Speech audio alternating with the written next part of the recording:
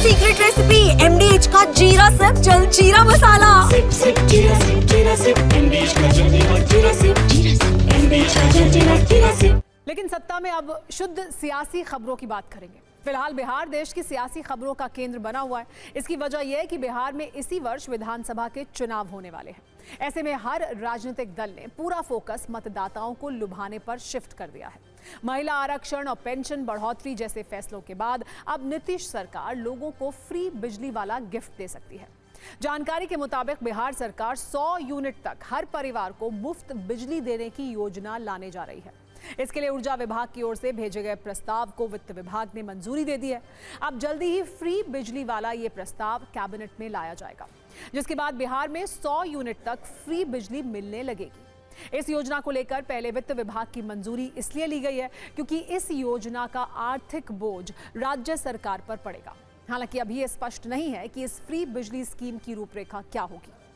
अब इस मुद्दे को लेकर सियासी बयानबाजी शुरू हो गई है।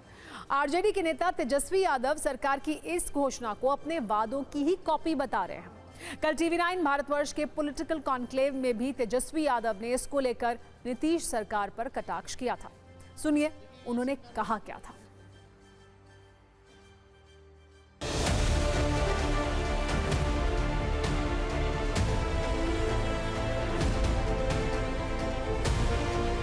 तेजस्वी ने कहा पेंशन बढ़ाएंगे तो सरकार घोषणा करती है पेंशन बढ़ाएंगे। तेजस्वी ने कहा नौकरी तो वो कहते हैं नौकरी।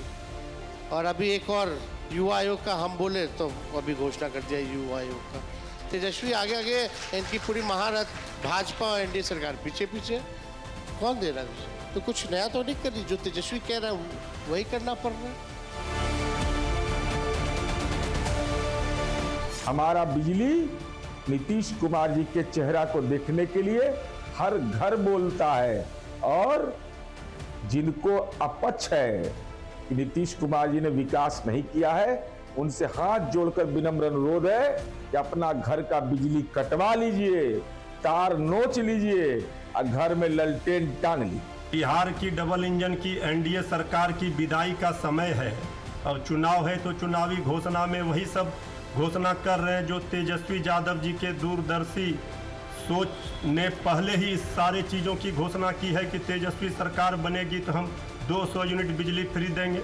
अब ये सरकार कह रही है कि 100 यूनिट बिजली फ्री होगा, ये प्लान सरकार कर रही है। तेजस्वी जी आगे आगे चल रहे हैं, सरकार ये पीछे पीछे नकलची सरकार बन गई है।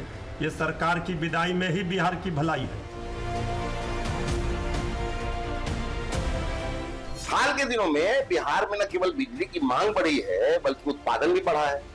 ऐसे में ऊर्जा विभाग द्वारा 100 यूनिट तक की फ्री बिजली देने का प्रस्ताव ऐतिहासिक और स्वागत योग्य है।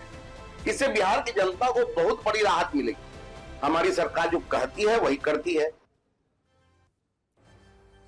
वैसे बिहार में एक मुद्दे पर आजकल बड़ी चर्चा है, वो है तेजस्वी यादव की शिक्षा का। कल TV9 भारतवर्ष के पॉलिटिकल कॉन्क्लेव सत्ता सम्मेलन में कई नेताओं ने तेजस्वी यादव की शिक्षा पर सवाल उठाए। इनमें सबसे मुखर सवाल जन स्वराज के संस्थापक प्रशांत किशोर के थे। तेजस्वी यादव के इन सवालों के जवाब भी दिए और दावा किया कि बिहार के विकास पर उनसे कोई भी बहस कर ले।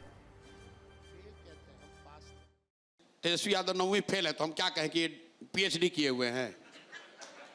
अब ये पर्सनल अटैक कैसे हो गया भाई? हमारा इससे कोई लेना देना नहीं है कि 9वीं फेल है कि 14वीं फेल है। तेजस्वी यादव DPS RK पुरम में, आप भी दिल्ली में रहती हैं, DPS RK पुरम में पढ़ते थे, 9वां पास वहां से नहीं कर पाए। तेजस्वी यादव को मैं चुनौती दे रहा हूं भाई, यहां पर ट्यूशन कोचिंग जितने लोग हैं कर लो और मैट्रिक पास होकर दिखा दो। मैट्रिक पास होकर दिखा दो, मैं जनसुराज वापस ले लूंगा, आपको नेता मान लूंगा, आप ही का प्रचार करूंगा। मैट्रिक पास हो जाओ। चलिए ठीक। मैट्रिक पास ये आदमी नहीं हो सकता है भाई। लालू जी के परिवार में कोई नहीं हुआ। फेल कहते हैं, हम पास थे बल्कि। और I was a very good student. पढ़ाई में बहुत बढ़िया थे,